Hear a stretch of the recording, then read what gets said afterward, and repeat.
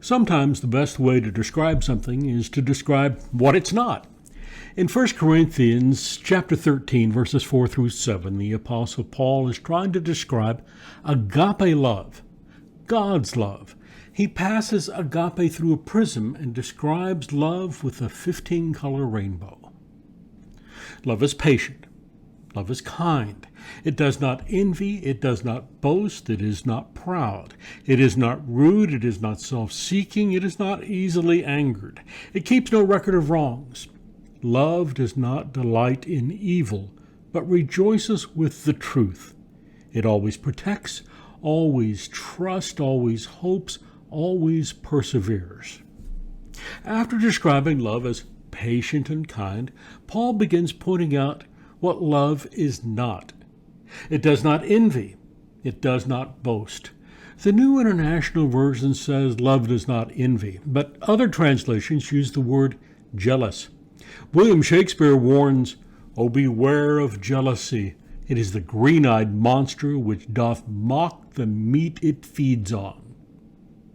Our English word zealous comes from this Greek word zeloo.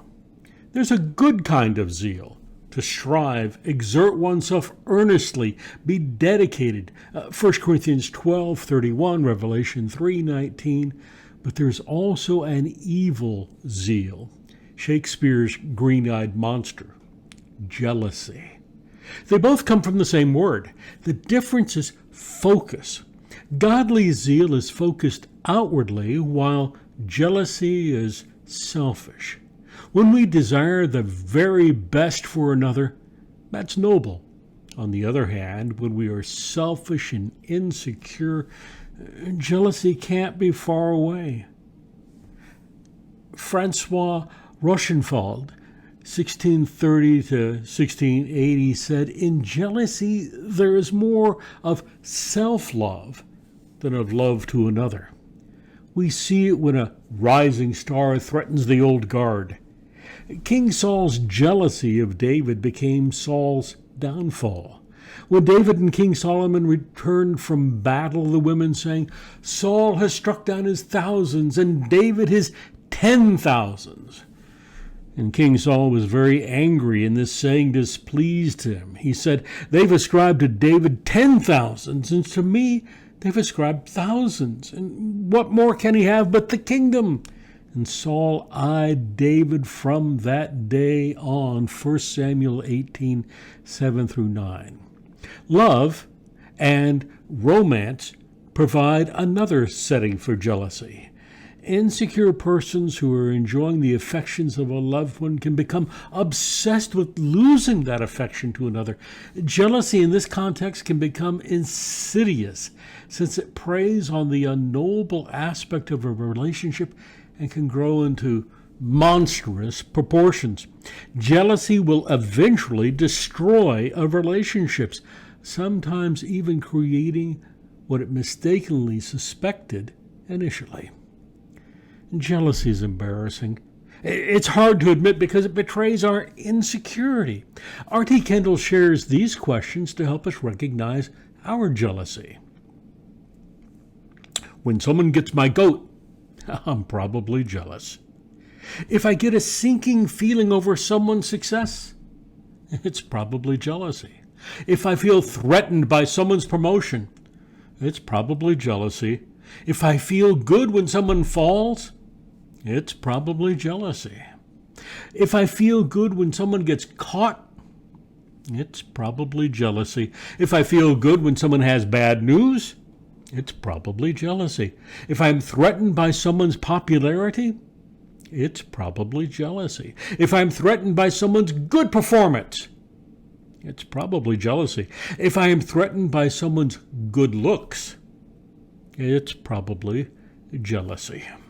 If I am unhappy about someone's property, it's probably jealousy.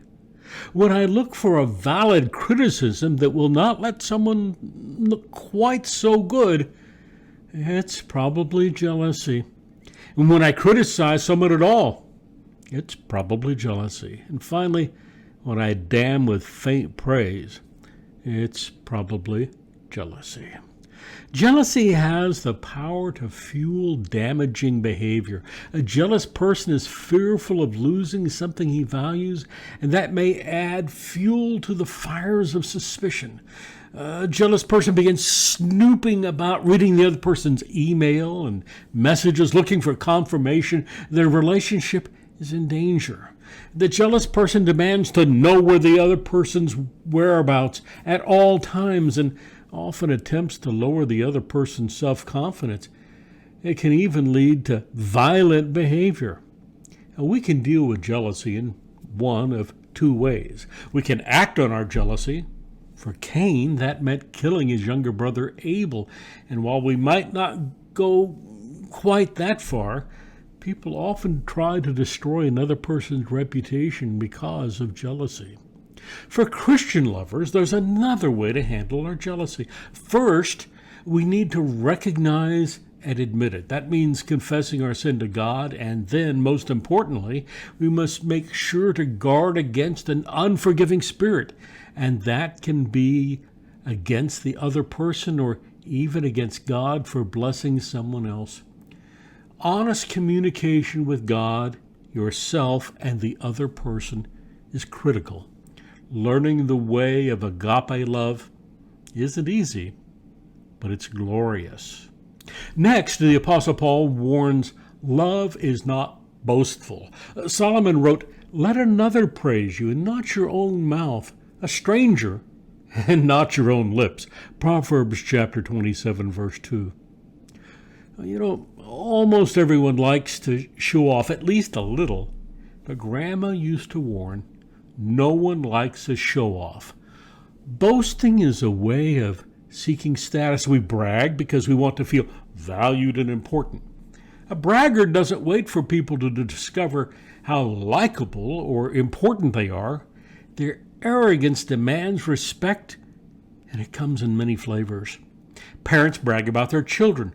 Children compare themselves to other children. Social media is full of bragging and boasting in search of affirmations called likes. It often takes the form of a humble brag. Sandra Kay describes humble bragging in Simple Magazine, where she writes, "And yet who wants to be known as a braggart? Enter the humble brag, a term coined by comedian and Parks and Recreation writer-producer Harris Whittles. The kind of post on Facebook or Twitter that tells the world how great your life is, then downplays it under the guise of humility or self-deprecating humor.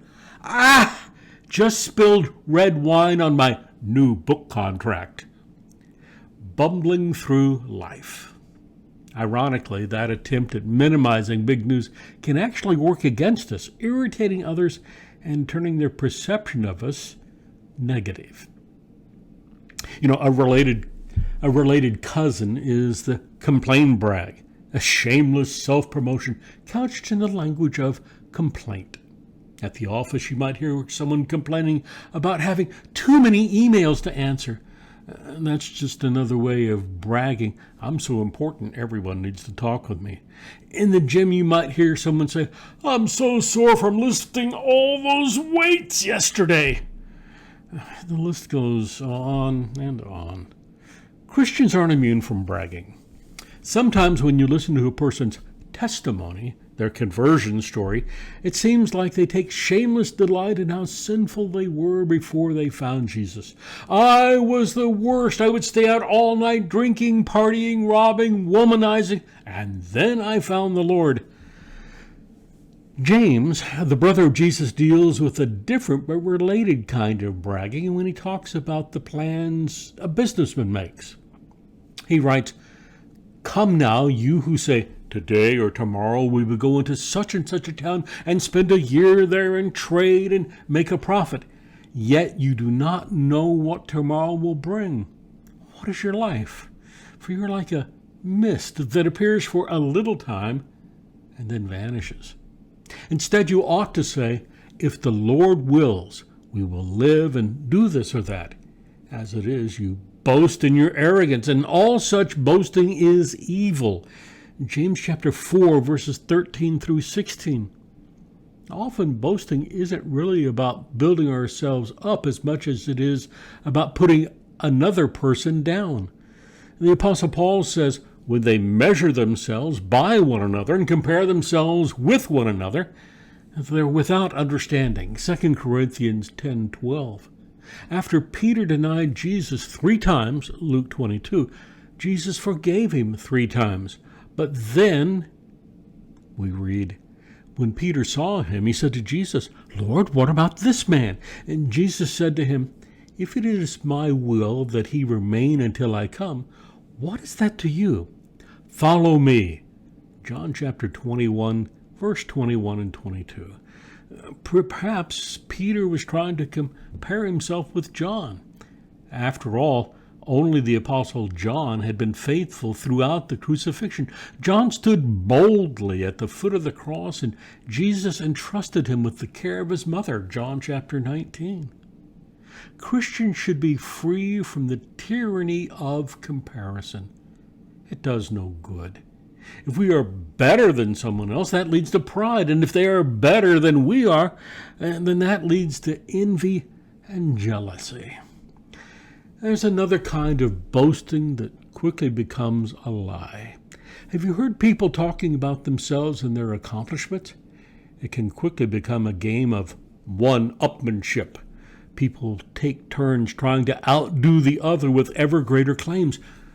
Truth begins to pale, and exaggeration reigns as people seek the admiration of others by any means. On the other hand, agape, God's love, seeks to love people for who they are, themselves as they are, blemishes and all. Agape is supremely honest and honestly humble.